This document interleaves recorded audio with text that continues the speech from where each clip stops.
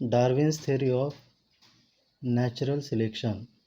Charles Darwin had collected innumerable specimens of plants and animals, and depending upon the observation of these specimens, he published the theory of natural selection, which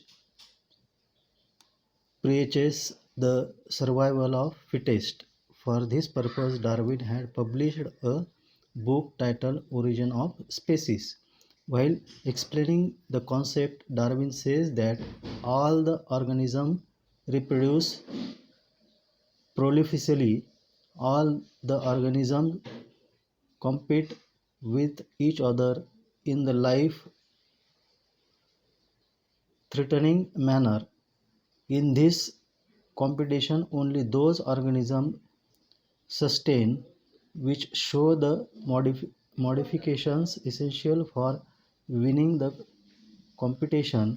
However, besides this, natural selection also play important role because nature selects only those organisms which are fit to live, and the rest perish. Sustaining and selected organisms can perform reproduction and thereby give rise to the new species with their own specific characters. Darwin's theory of natural selection was widely accepted for long duration. However, some objections were raised against the theory. Some of the main objections are: natural selection is not the only factor responsible for evolution. Darwin did not mention any explanation about useful and useless modification. There is no explanation about slow change and abrupt changes. Irrespective of all these objections, Darwin's work on evolution has been a milestone. अनेक सायंटिस्टने इव्होल्यूशनच्या संदर्भामध्ये अभ्यास केला. त्यापैकी Charles Darwin या शास्त्रज्ञांनी origin of species या पुस्तकामध्ये theory of evolution सांगितलेली आहे. त्याच्यामध्ये नॅचरल सिलेक्शन हा फिनॉमिना आहे. म्हणजे नॅचरल सिलेक्शन या गोष्टीवर जास्त भर दिलेला आहे. नॅचरल सिलेक्शन आणि सर्व्हायवल ऑफ फिटेस्ट. जो सक्षम आहे तोच टिकून राहतो, हा पाया धरून त्यांनी ही थेरी मांडलेली आहे. पण या थेरीमध्ये अनेक त्रुटी आपल्याला आढळून येतात. जसं natural selection is not the only factor responsible for evolution. Natural selection हा एकमेव घटक नाही आहे इव्होल्यूशनमध्ये, उत्क्रांतीमध्ये. आणि Darwin did not mention an explanation about useful and useless modification. सजीवाच्या शारीरिक रचनेमध्ये होणारे काही उपयुक्त आणि अनुपयुक्त असे जे बदल झालेले असतात त्याबद्दल कुठलंही एक्सप्लेनेशन किंवा विवरण त्यांनी या थेरीमध्ये दिलेलं नाही. आणि there is no explanation about slow changes and abrupt changes. हळूहळू होणारे आणि कायमस्वरूपी होणारे जे बदल आहेत त्याबद्दलसुद्धा त्याच्यामध्ये काही दिलेलं नाही आहे. Irrespective of all these objection, म्हणजे या ऑब्जेक्शनशिवाय असूनसुद्धा डार्विनचं या संदर्भामधलं काम महत्त्वाचं मानलं जातं. Second scientist is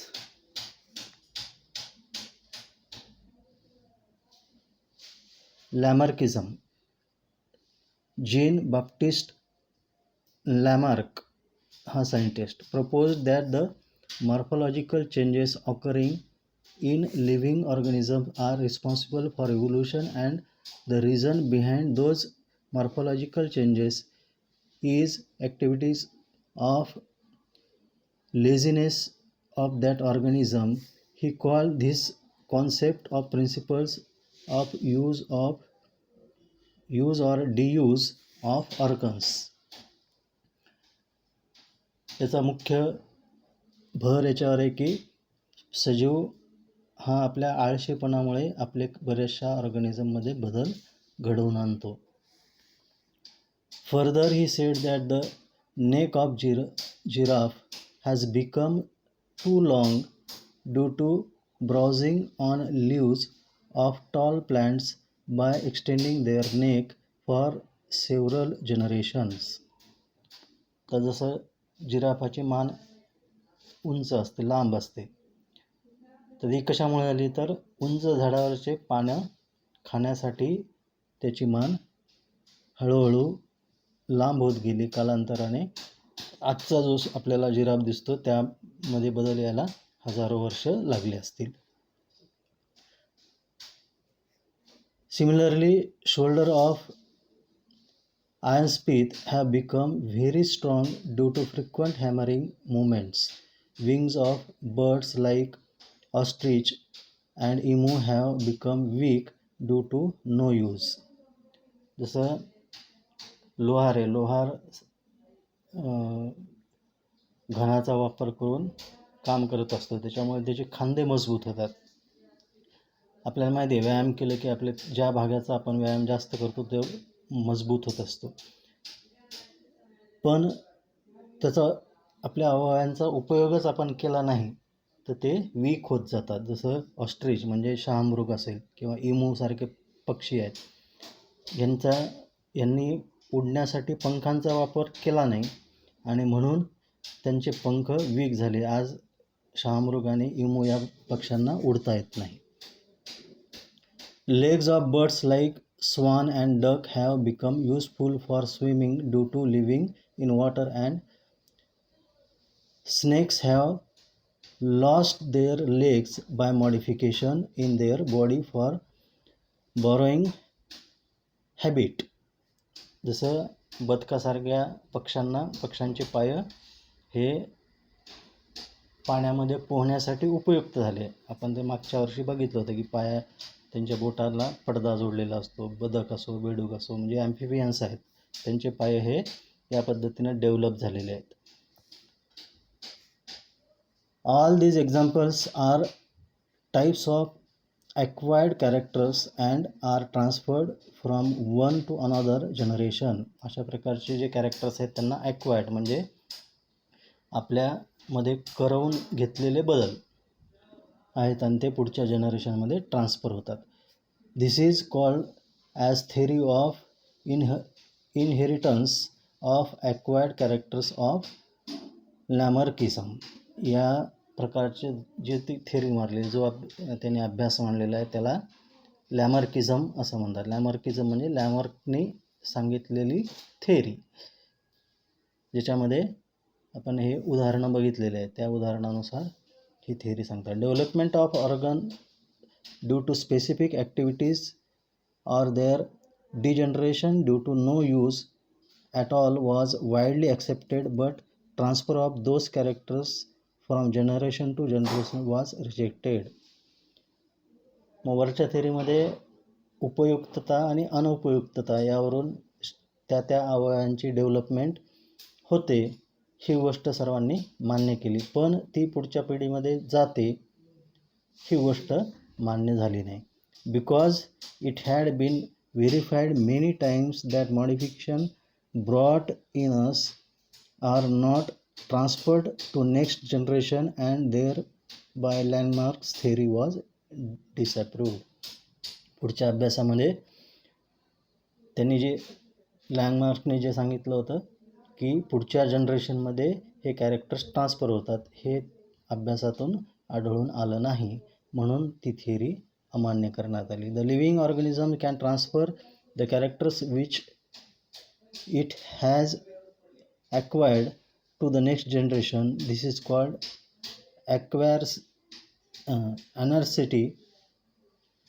ancestry of acquired characters.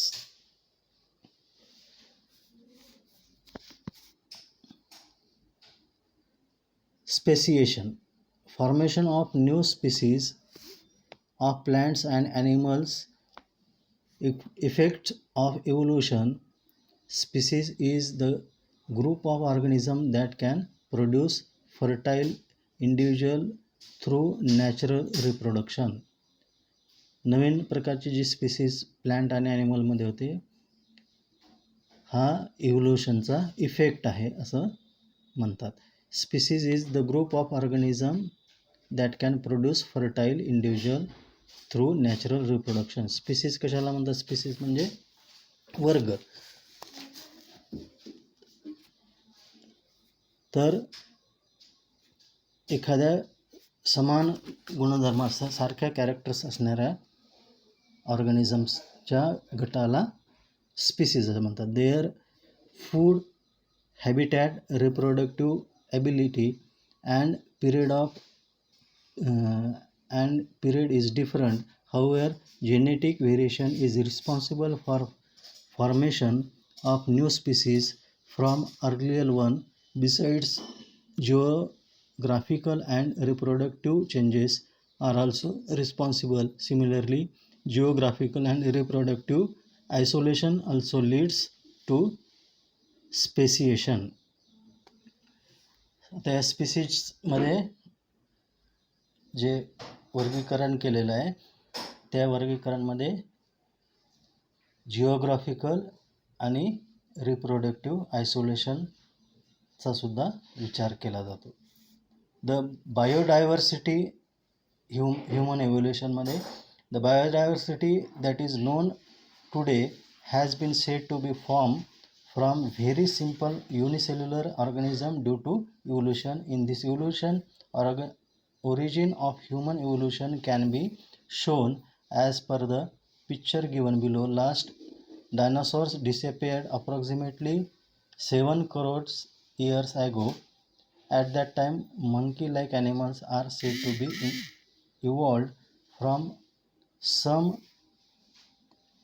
ancestors who were more or less similar to the modern lemurs. Tail of these monkey-like animals of Africa is said to be disappeared due about 4 crores years ago. They developed due to enlargement in brain. Their hands were also improved and thus ape-like animals were evolved. Meanwhile, these ape-like animals reached the South and Northeast Asia and finally evolved into gibbon or orangutan.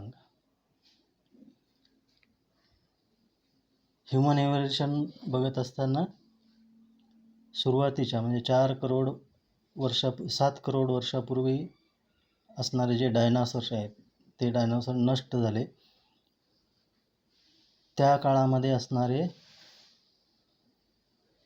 Monkey like animals यांचं evolution होऊन त्यांचं कालांतराने 7 पासून 4 करोड वर्ष म्हणजे 3 करोड वर्षामध्ये evolution होत होत ॲपसारख्या आणि ओरांगुटांगसारख्या मंकीजमध्ये त्याचं डेव्हलपमेंट किंवा इव्होल्युशन झालं.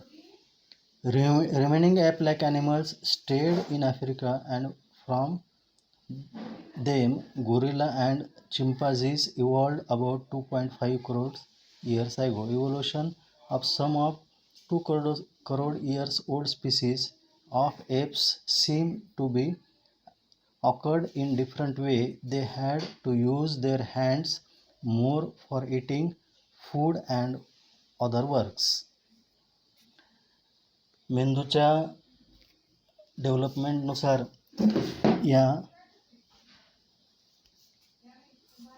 माकडाच्या प्रजातीमध्ये डेव्हलपमेंट होत गेलेली.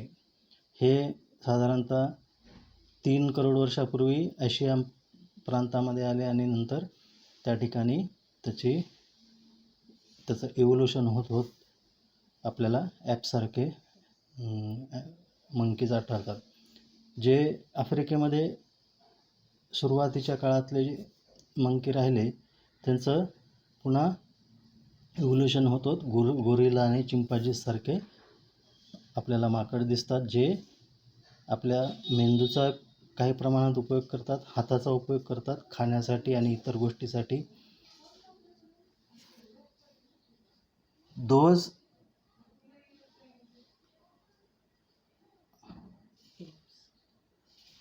Apes started to live on land as the forest started to decline due to the dry environment. Lamber bones.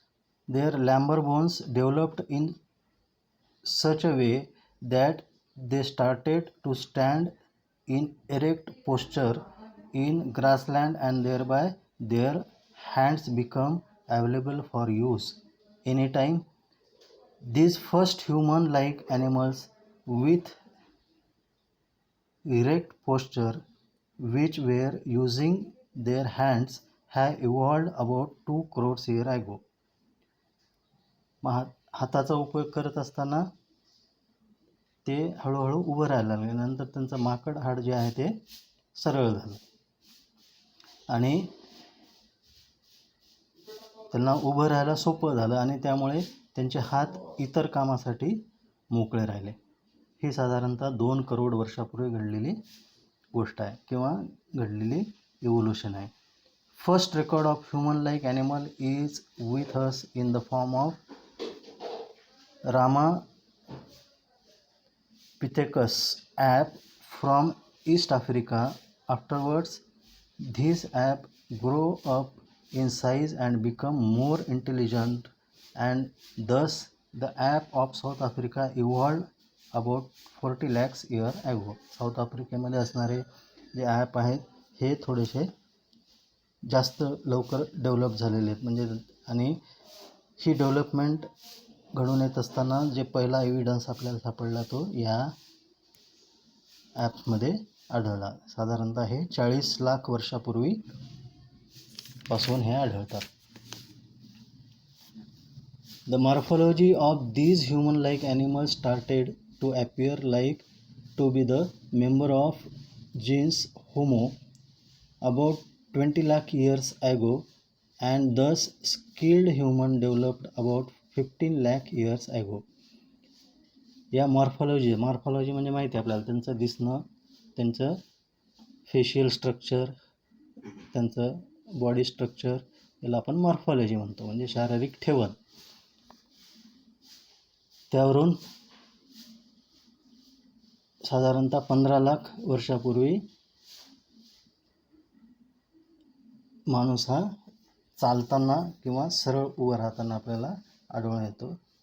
It may have existed in China and Indonesia of Asian कॉन्टिनंट.